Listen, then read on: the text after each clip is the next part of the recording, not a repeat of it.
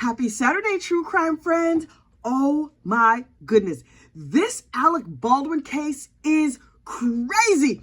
We're going to break it all down. But first, you know what you need to do. Please like this video and subscribe to the channel. Okay, so look.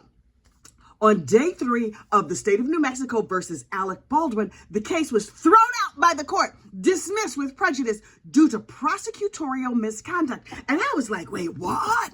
I never in a million years would have seen it going this way, because at the end of the day, that Kari Morrissey, shady boots, honey, shady. And Alec's defense team was able to prove it in court. But first, we need to answer a very, very pressing question that everyone across the internet has been asking. And that is, why did Alec Baldwin rush out of court on day 2 like his butt was on fire? He was just like, I gotta go. And his lawyer was like, wait, what's happening? You know I have that good, right? Oh, I have the inside scoop. I learned it over there from Lauren from Hidden True Crime. This is what happened. Alex allegedly has an inflamed prostate. And so when he got to go, he got to go. I mean, listen, sometimes when you got to go, you got to go. So he said to his lawyer, I have to go to the men's room right now. And his lawyer was like, okay, go. So he got up and rushed out of court real fast and ran directly into the men's room and then took care of business in there. And then when he came out, one of the assistants was like, here's a nice cup of coffee for you, Mr. Baldwin, please enjoy. And so then he moseyed on back into court nice and easy. Now, if you will recall, on day 3 of the trial, the same thing happened, only he didn't ask anybody. He just got up and left because I suspect, the inflamed prostate part, I made that up. But him saying he had to go to the men's room real fast, urgently, that's what actually happened. Alec Baldwin is old. But for the record, so am I. So look, to understand why this case was dismissed, you need to understand a little bit of history. There's a couple of characters that you're going to need to keep track of. Lord, I need one of them Churchwell charts. Where is Brandy Churchwell when you need her? Hang on, my throat is dry. So on the set of Rust, there are a couple of key players. Helena Hutchinson is the lady who was unfortunately unalive. Joel Souza was also injured in the accident on the set. Dave Halls is the AD. He's the assistant director. He's also in charge of all the safety on set. Those are the people who were on set at Rust. You also have what's her name? Hannah Gutierrez-Reed, who's the armorer. She's the lady who's in charge of all the guns. And Sarah Zachary is in charge of all the props. If you need to stop and make a chart, child, I understand, because Brandy is not here to make a chart for us. Okay, so look. So Seth Kinny is the other person in this. Seth Kinny is the supplier of all the ammunitions and the gun belts and the bandoliers and all of that stuff. He just provides supplies. But see, he also supplies blanks and dummies. That's like fake bullets that go in the bandoliers and go in the guns and whatever. And so it's just like set decoration, right? Seth Kinny was dating Sarah Zachary, the head of props. Okay, so they had their little relationship. This is relatively a small community. Seth Kinny from the props guy is friends with this armorer, Fel Reed. Fel Reed is like in his early hundreds, and he is like the oldest armorer. He invented the whole armory term, like the idea that there will be an armorer on sets to keep everybody safe. Fel Reed is like the original armorer dude. He has this little daughter, Hannah Gutierrez-Reed, okay? So Hannah is raised up next to her daddy, and he's showing her all the safety things related to guns. And so she's like, okay, I am ready to go be on the set of Rust. Yes, in preparation, I have dyed my hair like pink and purple or purple and green or some hideous color. It looked terrible, but we're not here to talk about fashion, although I do need to point out her fashion choices were terrible. Anyway, so Hannah with the ugly hair is over there, and she's like, I got a new job. Oh my goodness, I'm the armorer. I'm all by myself. It is my very first time being in charge of all of the pew-pews on the set of a movie, and I'm super excited about it. But the producers of Rust were like, hey girl, yeah, that's really great. But listen, we on a tight budget. We're only paying you 35 cents to do this job anyway. In addition to handling the guns on this very, very gun-heavy set, we also need you to help out Sarah Zachary, the girl who's in charge of props. And Hannah was like, I about how that's gonna go, because y'all using pew-pews every day, and I don't know that I'm gonna have time to help out Sarah Zachary. And the producers were like, right. Only you're gonna help out Sarah Zachary. She was like, dang it. Okay, I'm gonna help out Sarah.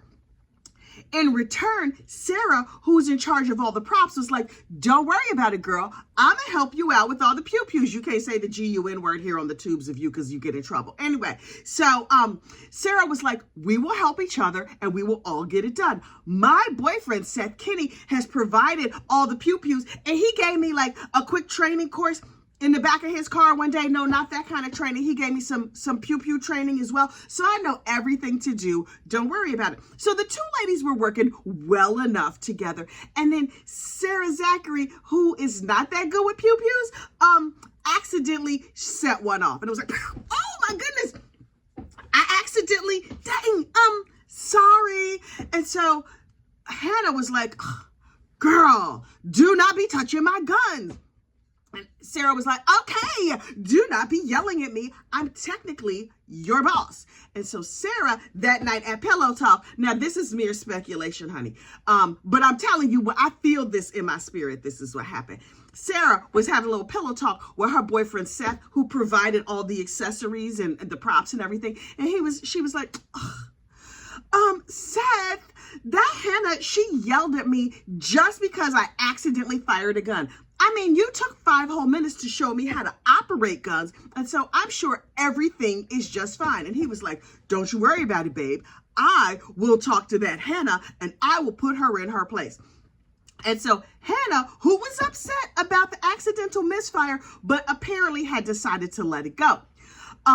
Seth took it upon himself to be like, over text, Hannah, don't go run into production and don't tell on my girlfriend because she'll lose her job. And Hannah's like, what are you talking about? She's just like, look, I am the one who is in charge of guns. Yes, you have underwear older than me because I am a mere 22, 24 years old, but I know what I'm doing because my daddy is Thel Reed, and that is all I need to know. And Seth was like, okay, heifer. I mean, I'm summarizing. But Seth was like, okay, heifer, but don't do anything. Don't say anything about my girlfriend that might get her fired. And Hannah was like, F you, or words to that effect. So Seth Kinny was real mad because who is this snot-nosed kid to be talking crazy about him? Now, this is what you need to know about Seth. Seth provides all the ammunition and leathers is what they call them, all like the holsters and stuff. Seth provides leathers and dummy rounds and all of this stuff to all the movie sets all over the place. Also, he sometimes has live ammunition, but never near all the dummies, according to him. On a different Western set, right, they decided to have a cowboy camp. Over at cowboy camp, they were like, that's the movie 1883. Child, I don't know, because I'm not really into Westerns like that. The people over for the either TV show or movie 1883 were like, you know what let's do? We're going to have a cowboy camp where all of the actors can come in and pretend to be cowboys and shoot real life pew-pews with real life bullets far, far away from the set. So Thel Reed, the famed armorer, Hannah's daddy, showed up at 1883 and was like, okay, I'm very old, but I know things. I'm going to train all these people on how to use real guns with real ammunition. So he trained everybody, and Seth Kinny was there providing the ammunition, and so was this other dude, Troy Teske. Troy Teske is a retired police officer, also BFFs with Thel Reed. Are you lost yet? Really, I sincerely hope not. So anyway, they had the cowboy training camp, and there's some live ammunition left over from the cowboy training camp. Spoiler alert, that live ammunition is some of the ammunition that ended up on the set of Rust, but we'll get there. So they take all the live ammunition from the pew-pews when the training camp is over, and they pack it all up, and Thel Reed takes some live ammunition, and the police officer, Troy Teske, Thel's best friend, takes some of the ammunition, and Seth Kinny takes some ammunition. There wasn't that much of it left, but everybody had their own little bits of ammunition, and they go on with their life. And then the movie Rust starts filming. After the altercation between Hannah Gutierrez, the armorer, and Sarah Zachary, the props lady, Seth Kinny the props master, like he heads the prop house, was like, this heifer has yelled at my girlfriend, and what I'm not going to do is that I'm going to get her fired. Now look, this is mere speculation on my part, but in my opinion, it has been borne out by the facts. But anyway, the prop master, Seth Kinny, slimy Mama Luke that he is, was like, okay, that young girl over there who really thinks she's doing something might get my girlfriend fired. So what I'm going to do is I'm going to take some of this live ammunition and I am going to mix it in with the blanks and dummies that I've sent to set. And so maybe somebody will fire one off around a horse and a horse will get spooked and then Hannah will get fired. It was a very ill-conceived plan. So the day of the unfortunate unaliving, a random brand new box of ammunition from the prop house shows up in the prop trailer. And Hannah Gutierrez was looking around and she was just like, wait, where did this come from? Because we've been looking for extra dummies for weeks and weeks and weeks. Now we have a whole fresh new box. And she's like, Sarah, Zachary, where did this come from? And Sarah was like, girl, I'm busy. I'm doing my job. You need to do your job too. And so here's the thing. The way you tell a dummy round from a live round is you have to shake it. And so Hannah was like, okay, whatever, I'm super busy. So she put a bunch of dummies in the gun. We hope they were dummies. Clearly they were not. One of them was not. She put the dummies in the gun. Should she have shaken every single round before she put it in? Yeah, absolutely. Did she shake every single round? Apparently, no. So she accidentally loaded a live round, thinking it was a dummy, into the gun that went to Alec Baldwin, okay? So they're rehearsing this shot before lunch, and then they break for lunch. Hannah was like, okay, listen, I'm gonna need you to give me that pew-pew back, because you're not supposed to hold it over the lunch hour. So Alec gives the gun back. Okay, cool. And Hannah leaves the gun on a cart or puts it in, she put it away, wherever she put it away. After lunch, she comes back, she cleans it up, she puts extra bullets in it, and then gives it to the assistant director. The assistant director holds it until it's time for it to go to Alec. Hannah Gutierrez has said, wait, I think I'm supposed to be in there. And they were like, look, it's the vid going around. Everybody is wearing masks. You can't be in the church. It's too many people or whatever. So I'm going to give Alex the gun. I promise you, I'm getting to the point where the whole case gets thrown out. But just stay with me. So the assistant director, Dave Halls, has the gun. Now, he is also supposed to take out all the bullets and shake everyone and put them back in and then hand the cold pew-pew to Alec. So instead, Dave Halls, the assistant director, is like, I have this deadly weapon right here. This is not really deadly because we know all the bullets that are in it are fake because the armorer presumably shook them all and tested them. If she tested it, why do I need to test it? Sir, here you go. The gun is cold. He announced to everybody the gun is cold. Hang on. So Alec is like, okay, great. I'm in a hurry. I'm practicing the shot. I'm doing a cross draw and I'm drawing and I'm drawing and I'm drawing and bang, the gun goes off. Injuring and unfortunately unaliving Joel Souza and the cinematographer, Helena Hutchinson. And the whole real world was like, you're never supposed to aim a pew-pew at somebody unless you intend to destroy it. Also, the whole world was like, Alec Baldwin should have checked the gun. This is what you don't know, what you might not know. According to like SAG guidelines and regulations, the actor is actually not supposed to check the weapon because the armorer has checked it, the AD checked it. They are like the official safety people. If the actor actually opens it and checks it, then under the strict guidelines, then the armorer has to come back in and check it again. According to what the official guidelines say. Now, what happens in practice is a whole other situation. But according to what the official guidelines say, the actor is actually not supposed to check the weapon. Now, in terms of pointing it at somebody, Alec is actually semi-permitted to point the weapon at people because that's what happens in movies. And they do all the camera trickery and whatever, but had there not been a real live round in the pew-pew, this never would have been an issue, okay? So That's all the background, right? In court, after the accident happens, right? The sheriff comes in, the police comes in, everybody comes in, and they're marking things and they're collecting everything, and they collect all the ammunition.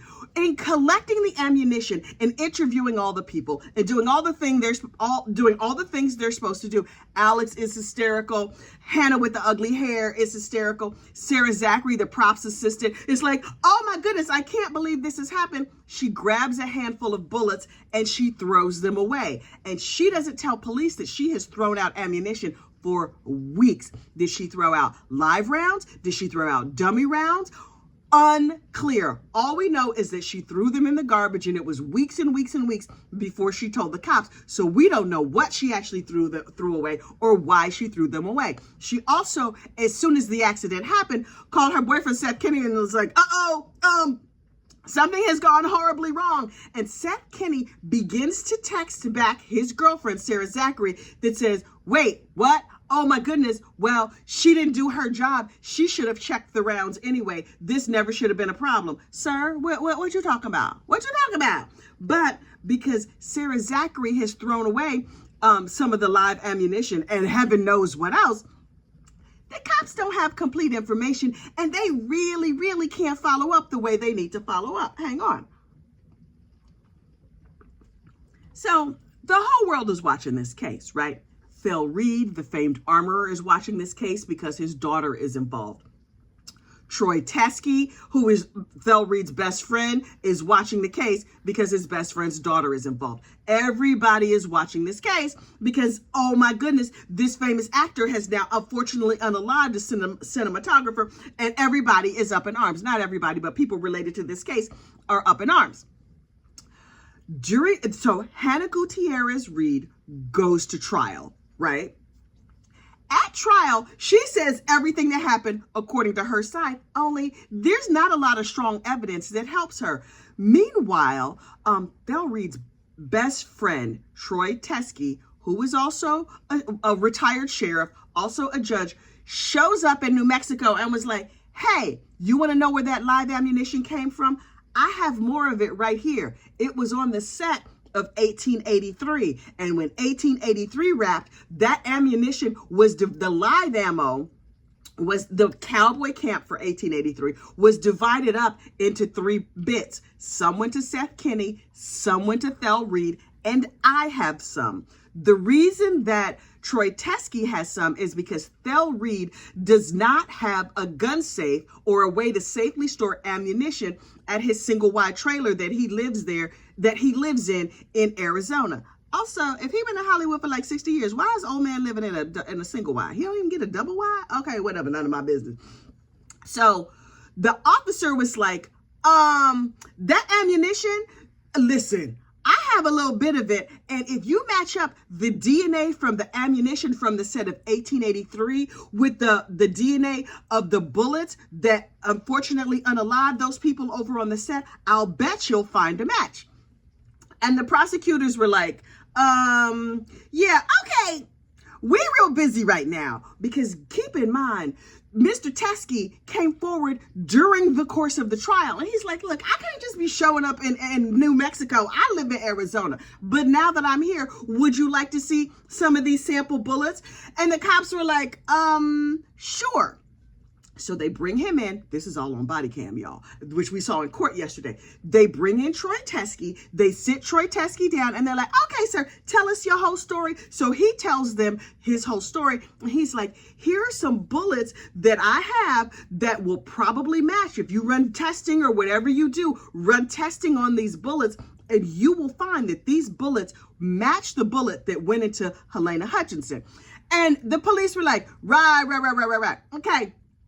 Only we already have a theory of the crime, and we about to convict this young lady, Hannah Gutierrez. And if you come in here with proof of where these bullets came from, then Alec's lawyers might be able to get him off. So we're going to take your bullets, sir. Thank you so much. And we're going to write them up. We're going to make a report, and we're going to keep it under lock and key. And we're going to label it very clearly, not a part of the Rust case. The problem is that it clearly is evidence related to the Rust case. The police did not label it that way. The police were like, excuse me, Special Prosecutor Kari Morrissey, this dude showed up in the office and he has bullets and stuff. How should we label this? And she's like, let's all sit down and talk about it and we're going to figure it out. So she sits down and talks with the evidence collector, the lead investigator, and herself, the special prosecutor, and was like, okay, we don't have proof that these bullets are the ones that were part of the batch that unfortunately unalived Helena Hutchinson. So we're going to give it a case number, but we are not going to connect this evidence in any way to the set of Rust because it didn't come off the set. It came from this random dude who lives in Arizona. And we are not going to do any kind of investigating to match everything up so that all of this can be put together. Let's just put this in a separate file and we're not going to talk about it. Kari did not, she knew the whole story. Kari Morrissey, the prosecutor, knew the whole story. She looked at pictures of the bullets, but not the actual bullets. She did not send any bullets out for testing, and it was her call how these bullets got filed. She was asked, should we file them in a supplemental report along with everything related to Rust, or should we just put it over here as like random bullets that some dude walked in off the street with? And Kari was like, let me think about this. I really want to convict Alec Baldwin. So let's file this as random bullets that some dude walked in off the street with. Thank you so much. And so Hannah gets convicted. Everything is going fine. Kari Morrissey is like, I'm living my best life. This is great. Soon, I'm going to get that Alec Baldwin. I promise you I will. So day one of court. Now keep in mind, somewhere along the line, after Hannah Gutierrez gets convicted, her lawyer, Jason Bowles, goes to Alec's lawyers and is like, psst, we know where that other ammunition, we know where the live bullets came from. And if you can make this case about the live ammunition, then you don't even have to deal with what Alec may or may not have done on the set. And the lawyers were like, really now? Please tell me more. So Hannah's lawyer, Jason Bowles, tells Alec's defense team the whole story about 1883 and the live ammunition and the fact that Troy Teske has shown up at the police station and turned it all in. Alec's lawyers were like, okay, we're going to go to the police station and we're going to look at the evidence and we will see if they show us this other outside evidence. So they make an appointment. They're like, hey, police, listen. We're going to be in New Mexico and we want to look at all the evidence associated with this case. Please show us everything. And they were like, okay, here's everything we collected off the set. And they were like, is this everything? And they were like, this is every single thing we have. They never mentioned that there's a supplemental report. They never mentioned that Troy Teske has shown up at the police station and turned in this extra ammunition. They never mentioned anything about it. And so Alec's lawyers were like, okay, bet. That sounds great. We're just going to go ahead to court now. Meanwhile, in the back of their mind, they're like, that Kari Morrissey, she's a lying sack of sugar, and we going to prove it. But first, we have to get there. Meanwhile, Kari Morrissey, the special prosecutor, is a little bit hard to get along with. Oh, she's slimy and she does things that she's not supposed to do. And sort of everybody knows it. She's a nightmare in the courtroom. Now, listen, is she a good lawyer? She is an excellent lawyer. Is she shady? Honey, shady boots. So, come time to go to court. Day one, right? Now, keep in mind, this case went kaplooey on day 3. Day 1, really boring. Police officers got up and they were like, we're police. Somebody got shot. We showed up, blah, blah, blah. Okay, great. Day 2, they're going through just like regular motions or whatever. And the judge is like, yeah, we could use Alex's statement. When he went and talked to George Stephanopoulos and did all this other stuff, all that can be used against him in a court of law. And the lawyers were like, but wait, I thought you said that we could leave that out. And the judge was like, no. You should have paid better attention because I said everything he said will be used against him and we're going to use that against him. And the lawyers were like, oh, Lord, what else going to do? They were freaked on day 2 of the trial. And I was like, George, this is not going to go good for Mr. Alec. And I honestly, at the end of day 2, I was like, I hope Alex enjoys bologna sandwiches because he is clearly going to jail. His wife, Hilaria, she was nervous, y'all. So I was like, okay, we just gonna see how this goes. By the end of day 2, I was like, Alex is getting convicted. Day 3 rolls around and I was like, okay, I'm gonna sit back and watch Alec Baldwin and his rich self and his rich lawyers try to keep this man from getting convicted. Day 3 rolls around, and the first thing the defense does is like, Your Honor, we have a couple motions we want to go over. And I was like, okay, what this gonna be? I'm sure this is a giant nothing burger. Now look, I was over there with Emily D. Baker, and me and Emily were of one accord. Emily was like, this gonna be nothing. So they stand up and they were like, Your Honor, as you know, this trial is being live streamed on the internet. And I was like, yes, you talk about me. Go ahead, say more. He was like, and the internet has interneted, and they have let us know that shady behind Kari Morrissey is signaling to witnesses while they're on the stand. And the judge is like, really? Because this judge is unflappable. She has no time for your mess. And the judge was like, do you have evidence? And the lawyer was like, right. So the internet sent us pictures, and we're downloading them now because, you know, the internet is going to internet. And Kari Morrissey was like, Your Honor, I am very honorable and wonderful. She's not. And my co-counsel, ErLinda Johnson, would never do such a thing. I am thought to be a scumbag, but ErLinda, everybody loves ErLinda, and it's true. We do really like ErLinda because she seems like a decent human being, unlike that Kari Morrissey. So the judge is like, okay, listen, can you bring me the internet evidence, and then we will deal with it in due course. And the Alex lawyers were like, right. Okay, one more thing. We believe that Kari Morrissey is over there hiding evidence, and we would like the case dismissed. And the judge was like, what? And so Alex's lawyers get up and tell the whole story that I just told you now. The Good Samaritan came in, he turned in all this information, and then the prosecutors never let the defense know that these extra rounds had showed up.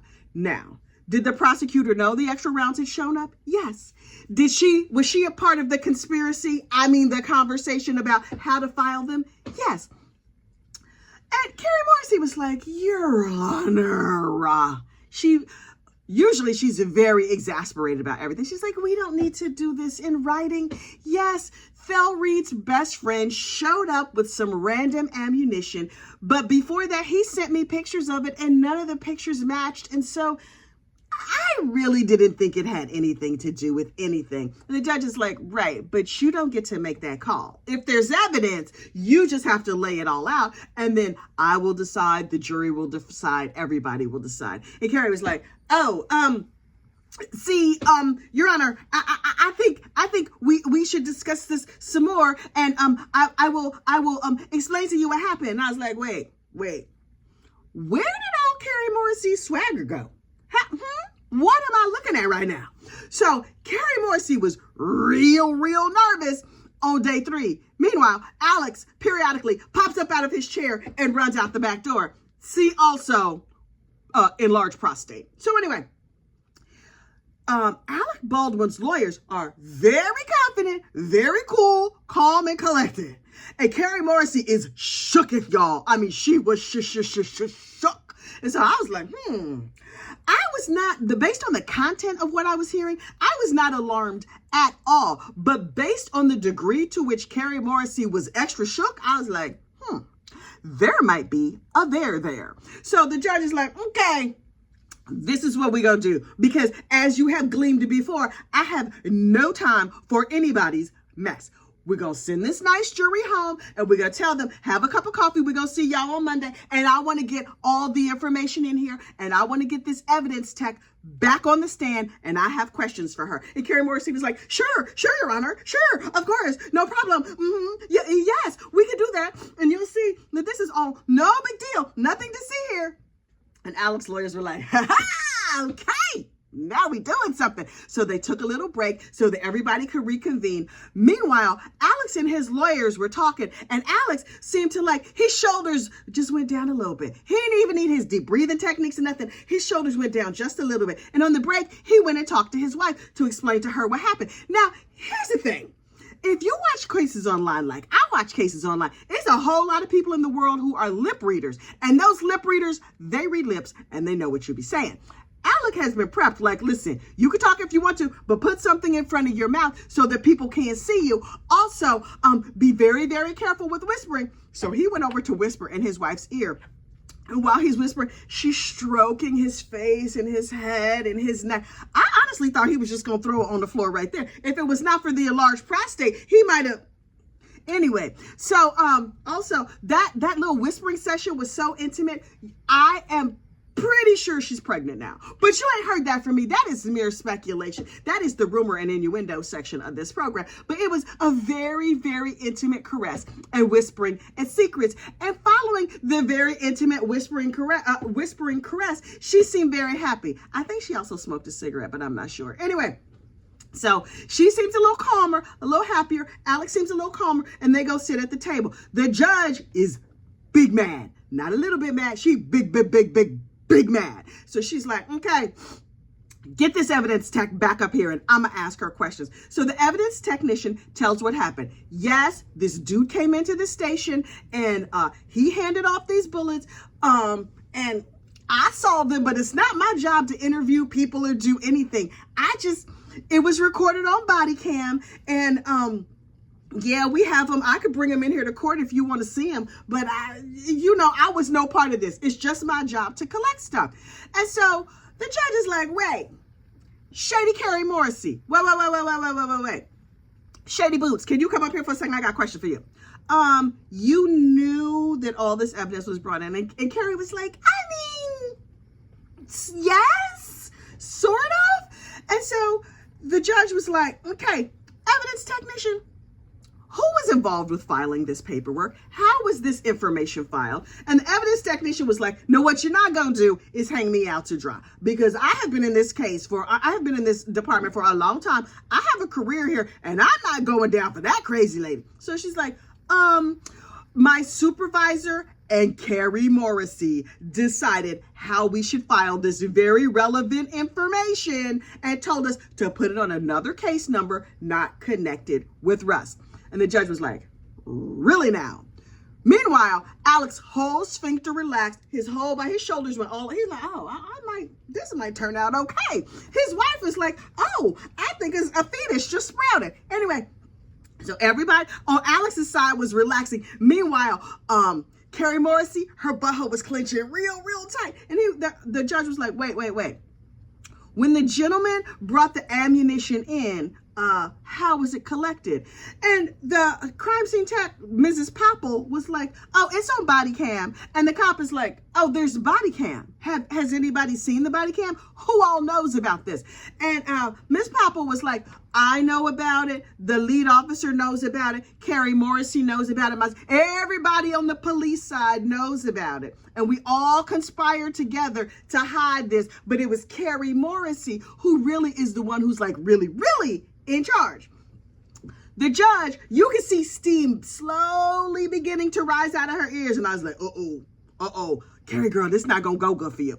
But she's like, okay, I want to get the police officer in here. I want the ammunition in here. I want to see every single thing, and I'm gonna see it today. Kari Morrissey, at this point, her poop has turned into diamonds. Her butt is squinched so tight.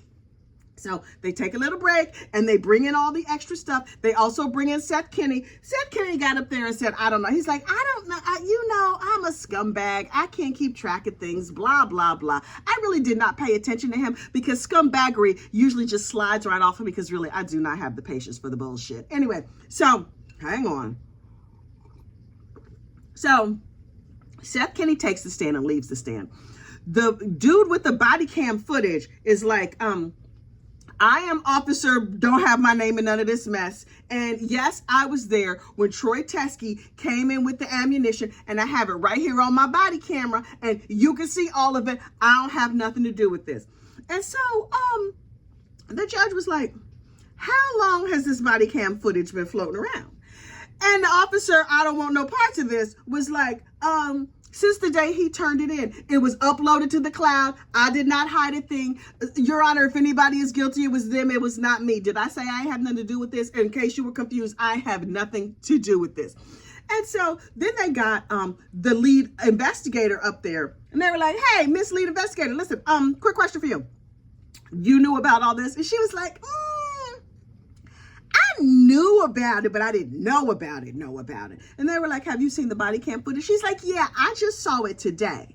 And Alex's attorneys was like, excuse me, Your Honor, we have not seen it at all. Now, this is yet another example of that shady behind Kari Morrissey hiding things. And Kari was like, I knew it existed, but I didn't watch it because, I was busy trying to get Alec Baldwin. And the judge was like, okay, so the defense attorney gets up to ask some questions, and all of a sudden there's a rustling over at the prosecution table. And I was like, what is happening over there? And then Miss Morrissey stands up and says, Your Honor, Miss ErLinda Johnson, my co-prosecutor, would like to approach the bench. And I was like, what's happening? So ErLinda walks up there. ErLinda Johnson, she's the one who looks exactly like the judge. I have decided that she's the judge's first cousin. I just made that up, but I'm just saying, to me, they look a whole lot alike. So Miss ErLinda Johnson approaches the stand, whispers with the judge a little bit, and then she takes her stuff and she leaves. I didn't think nothing about it. Turns out, old girl quit in the middle of trial. Dead smack in the middle of trial. She's like, I have nothing to do with this foolishness, and I'm out. She left so quickly that she left some of her bags and stuff over there at the prosecution table and had to send a paralegal in to collect all her things and take them away, because she's like, I want nothing to do with that shady behind Kari Morrissey. So Kari Morrissey is sitting there at the table by herself, arms folded, looking all like, I didn't do a thing wrong. You know the type. Anyway, so questioning goes on, and it comes out that everybody on the law enforcement side knew about this ammunition, knew about the connection between the ammunition and Seth Kinny and Kari Morrissey. Everybody knew everything on the prosecution side, which, okay, it's fine for them to know. Where they ran afoul of the law is that they never let the defense know that this evidence existed. Now, should Alec have pointed the pew-pew? Unclear, because there's all these special rules on movie sets. But the fact that the prosecutor hid this information that could have acquitted possibly Hannah Gutierrez and definitely Alec Baldwin. Hang on. So as the day winds on and the judge gets madder and madder and madder, Kari Morrissey gets more and more and more tense. Alec's team is sitting over there just like relaxing and having cheesecakes and smoking cigarettes in open court. I mean, not really, but they were that level of relaxed. I'm like, are y'all at a coffee house or something? Y'all just chill. Everybody looks chill. And I was like, okay, how this gonna go? At the end of all the witnesses, all the law enforcement witnesses testifying, and the other special prosecutor, the honest special prosecutor, storming out, Kari Morrissey is like, there's diamonds in my chair where I have pooped out some diamonds because my butthole was so tight. Your Honor, I would like to take the stand. I was like, really now? Emily D. Baker was melting down. I was at the pool clutching all of my pearls. Yes, I swim with pearls because I'm fancy like that. You know, I keep my pinkies out. Anyway, Kari Morrissey was like, I would like to take the stand and explain what happened. And I was like, how could this possibly be good when the special prosecutor has now taken the stand in a murder case? So she gets up there and she's like, the judge is like, girl, you ain't got to do this. And Kari was like, but I want to. And the defense team was like, we want to see too. Let's get a cigarette and a cup of coffee because we're going to watch this. This is going to be some good TV. And so, Kari Morrissey takes herself up to the stand and she's like, I promise to tell the whole truth. Girl, you know what the truth is? I'm not sure you and the truth are on first name basis, but okay, that ain't got nothing to do with me. So she's like, let me explain what happened, and I'm going to explain it very slowly and very carefully so that you understand. And what she explained in a long narrative was like, this ammunition came in, but because the ammunition was not collected from the set of Rust, the movie, she felt like it had nothing to do with Rust, the manslaughter case. And so the judge was like, all right, girl. And I believe the judge asked a couple questions. I don't even remember. Now, the defense team was like, we got questions. We can question the heifer. Oh, we got a whole bunch of questions for the heifer. So they got up and they asked her some very pointed questions, none of which I remember right now because, child, my brain was full at this point and I was in full freak out mode. But the defense team was like, why are you such a scumbag? No, that's not what they asked her, but you could tell that they felt that in their spirit. Why is this heifer such a scumbag? And so they went and sat down like, can you believe this? And so Kari Morrissey, very proudly with her head held high, went and sat back at the prosecution table. And the judge is like, okay. Earlier this morning, when we were talking about Kari Morrissey making hand signals and everybody thought this was a nothing burger, I went and got a pad of paper and I've been writing stuff down. And so dismissing a case is a very big deal. And so if I'm going to dismiss a case, I need to make a very good record. And I was like, wait, does this mean she's going to dismiss this case? Wait, will she dismiss it with prejudice or without prejudice? If she dismisses it with prejudice, that means that they can't charge Alex and he's free to go. And so I was like, wait a minute. So she goes through point by point by point, covering everything. A lot of what I just told you, this ammunition came in, it was relevant to the case. The prosecutor and the sheriff's department conspired together to file it under a different case number so that the defense attorneys would know nothing about it and that it would never be connected to this case. And so she could focus on where did Alec aim the weapon instead of how did the live ammunition get on the set. The real crime in this case is that live ammunition ended up on the set. But instead of focusing on like the big picture of where this live ammunition came from, Kari Morrissey was focusing on getting Alec Baldwin. Oh, wait, I just remembered one of the questions that the prosecutor asked Miss Kari Morrissey. Now, look, I do not know what the Tubes of You was going to do with this word, but y'all batten down your hatches and bear with me because a cuss word is coming. And so one of the questions that Alec's defensive team asked was like, Miss Morrissey, is it true that you called Alec Baldwin a beep sucker, like chicken sucker? Is it true that you call Alec Baldwin a cocksucker? And she was like, I do not recall saying that. I'm unclear. And I was like, wait, what now? What? I was like, we have just lost our whole entire minds up here in court. There was another question that he asked along those same lines. And Kari was like, I actually think Alec Baldwin is quite funny. He is a talented actor. I appreciate his politics. And he is delightful. And gee, doesn't his hair smell terrific? And so the defense attorney was like, this heifer, only not in those words. He said words to the effect of this heifer. And so then he sat down and the judge was like, would anybody like to do a closing statement? Because I'm ready. I got my pen here. I have copious notes. I am ready to make an official record. And the defense was like, nah, you've seen everything you need to see, Judge. I have eyes. You have eyes. You can see what the heifer did. We can see what the heifer did. And they said, Kari, would you like to say anything in closing? And she's like, no. Now, at this point, was it clear to Kari that this case is about to be dismissed with prejudice? I don't know. But she sat there very arrogant and very sure of herself, like, I did not call him that dirty word. I appreciate him on Saturday Night Live. And so therefore, I did not try to set him up, even though there's a ton of proof that I tried to subvert the course of justice. And the judge is like, it brings me no joy to call this scandalous trollop a scandalous trollop, but this heifer over here done broke the law. Only she said it in judicial terms. As soon as the judge started talking, Alec Baldwin's sister was like, old girl went straight to the ugly cry. Straight, do not pass go, do not collect $200. It was like, my mother-in-law would say, honey, she was a bag of water. Just like tears and tears. And she's crying. And I was like, maybe she's smarter than me because I don't know that. Is she a lawyer? Does she know things?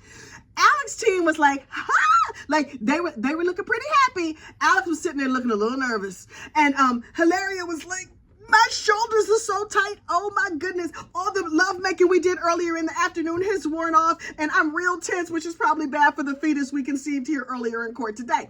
And so Your Honor keeps talking and he's like, this Kari Morrissey has proven herself to be a lying sack of sugar, and she clearly hid evidence and did all these terrible things. Please know that I'm summarizing because she used real judicial language, and that is not where my gifts lie. Anyway, so she's like, she did a whole bunch of shenanigans and whatnot, and so therefore, the case, the request to dismiss this case with prejudice is granted. At that, waterworks. Alec is like, Alec puts his head down. He's crying, buckets and buckets of tears. The whole Alec Baldwin side of the case is just a bag of water, honey. Everybody was crying. That old Hilaria, she might have sprouted twins. She was so excited. She's crying. And everybody is hugging everybody. The lawyers are rubbing Alec's back. I think the lawyers were crying. They're like, the billable hours we're going to get on this. Oh my God, the good press. I'm going to be made partner. Oh my God, we're going to get the pool. And I'm going to tell my wife that we can now have that outdoor kitchen she's been wanting. We're going to go on a very nice vacation to Europe for like 3 whole weeks. I mean, yes, my client is going to be set free, but this is excellent press for us, and this is an excellent outcome for our client. All of this is terrible for the family of Helena Hutchinson. No bearing at all on Hannah Gutierrez Reed's case, because the evidence that was brought out about Alec yesterday will not affect her case at all. Will it affect her civil suit against Seth Kinny? You bet your bottom dollar it will. But look, we will find out more. And when more information is available about this case, oh honey, I'm gonna let you know. You know, I will be here with all the gossip, the rumor, and the innuendo. Please like this video, subscribe to the channel, and there are links in the description of this video of everything I'm talking about. As an aside, the psychic Aphrodite predicted all of this 2 years ago. I have given you a link to Ant's predictions as well in the description of this video. I will see you later. Bye.